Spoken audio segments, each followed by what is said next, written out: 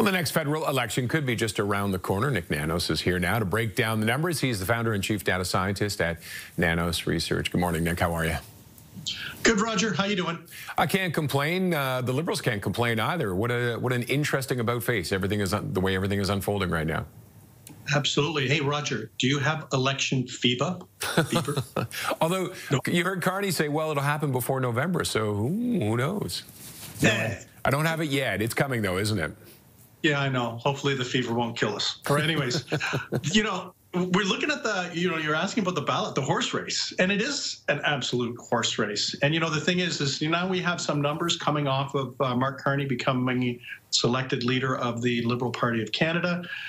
Check it out, Roger, 36-35. It's basically a coin toss between the federal Conservatives and the Liberals. NDP back at third at around 15.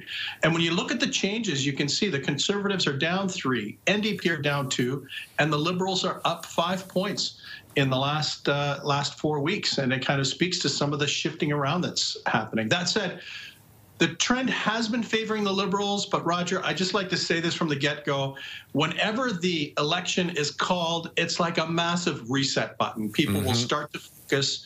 All of the federal party leaders will have equal coverage, and it'll be then that we'll know the true strength of the Conservatives, the Liberals, and the NDP. Absolutely. But have you ever seen a change like this in such a short time?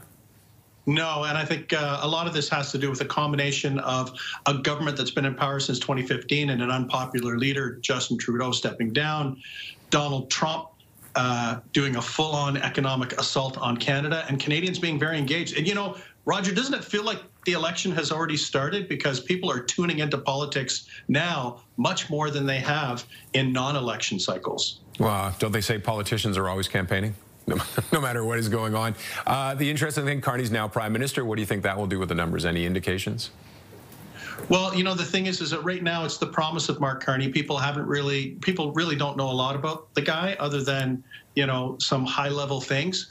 It's also going to be interesting to see how he performs. The other thing, I think, Roger, we should say that probably, and this probably isn't good news for the Conservatives, the next week will probably be an infomercial for Mark Carney and the Liberals because he is the prime minister. The prime minister always gets default coverage. He's going to Europe, obviously for some reason, and I expect him to come back with something.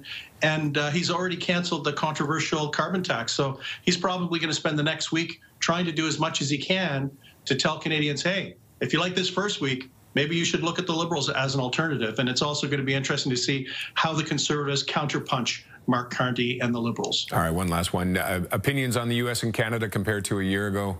I imagine the numbers have changed. Ugly, especially when it comes to, the United States. We ask Canadians whether their perceptions of the United States have improved or worsened over the past year. Check it out. 9 out of every 10 Canadians say that it's worsened or somewhat worsened compared to a year ago. The good news is for Canada, Canadians already love Canada in the first place, so it's not like there would be a massive change. But, the thing is that if we loved Canada a year ago, we even love Canada more today, where about 2 out of every 3 Canadians said that their level of affection or their perceptions of Canada have actually improved or somewhat improved over the last year. So Canada up, U.S. way, way, way down, Roger. No, we can't be that surprised. Nick, thanks as always, sir.